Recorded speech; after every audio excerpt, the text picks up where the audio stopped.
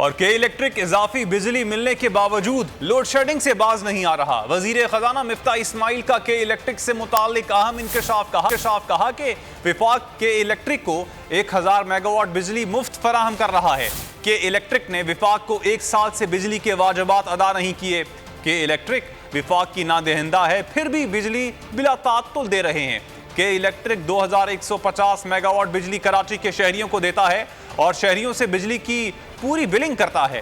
के इलेक्ट्रिक विफाक से ली गई 1000 मेगावाट बिजली के पैसे शहरियों से वसूल करता है और शहरियों से तकरीबन 82% बिल की रकम वसूल कर लेता है, लेकिन विफाक को अदा नहीं करता।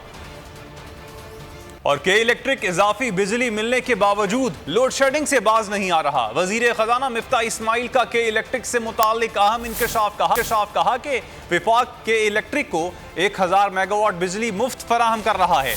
के इलेक्ट्रिक ने विफाक को 1 साल से बिजली के वाजिबात अदा नहीं किए। के इलेक्ट्रिक विफाक की नादहिंदा है, फिर भी बिजली बिला तात्तुल दे रहे हैं। के इलेक्ट्रिक 2150 मेगावाट बिजली कराची के शहरियों को देता है और शहरियों से बिजली की पूरी बिलिंग करता है।